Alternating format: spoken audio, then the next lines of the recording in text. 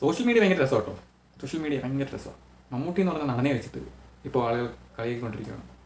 അദ്ദേഹം മറ്റേ പുതിയ ആൾക്കാരുടെ സിനിമകൾക്ക് മുമ്പിൽ പോലും പുള്ളിക്ക് കളക്ഷൻ നേടാൻ പറ്റുന്നില്ല അങ്ങനെയൊക്കെ പറഞ്ഞങ്ങ് പരത്തുവാണ്. എന്തിനാണെന്തോ ഇവർക്കൊക്കെ ഇങ്ങനെ പറഞ്ഞു കൊടുത്തിട്ട് എന്ത് കിട്ടാനാണ്? ഒരു വർഷം 36 സിനിമകളൊക്കെ ഓടിയൊരു നടനാണ്. അല്ലെ പുള്ളിക്ക് എന്തിനീ പ്രൂവ് ചെയ്യാതിരിക്കുന്നു? പുള്ളിക്ക് ഇത്ര ഹിറ്റ് അടിച്ചു കൊടുത്തിട്ട് എന്ത് പ്രൂവ് ചെയ്യാനാണ് ഇരിക്കുന്നത്?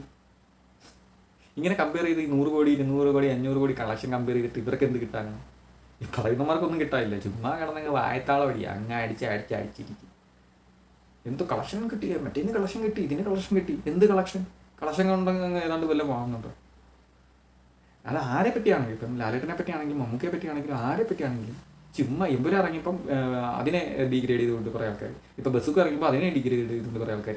ഇവർക്കൊക്കെ എന്താണ് ഇതിലൂടെ കിട്ടുന്നതെന്ന് മനസ്സിലാകുന്നില്ല. കളിയാക്കി എൻ്റെ പുള്ളിയുടെ സിനിമകൾ മോശമായിട്ടുണ്ടല്ലോ. പുള്ളിയുടെ എത്രയോ സിനിമകൾ മോശമായിട്ടുണ്ട്. 2011 മുതൽ 19 വരെ പുള്ളിയുടെ സിനിമകളിലൊക്കെ മികച്ച സിനിമകൾ എന്ന് പറയുന്നത് വളരെ ചുരുക്കമായ സിനിമകളൊക്കെ ആയിരുന്നു. എന്നിട്ട് പോലും അതിനുശേഷവും പുള്ളി നല്ല സിനിമകൾ തന്നിട്ടില്ലേ. എല്ലാവർക്കും എല്ലാ കൊല്ലവും നല്ല സിനിമകൾ, അല്ലെങ്കിൽ എല്ലാ സിനിമകളും നല്ലതാവാനൊന്നും പറ്റണമെന്നില്ല.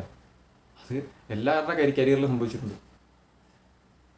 അതുകൊണ്ട് ഇന്ന് ചുമ്മാ അങ്ങ് കിടന്നങ്ങ് ഡീഗ്രേഡ് ചെയ്യും. ഇങ്ങനെ ഡീഗ്രേഡ് ചെയ്തിട്ട് എന്ത് കിട്ടാൻ ആലോചിക്കും. Okay bye.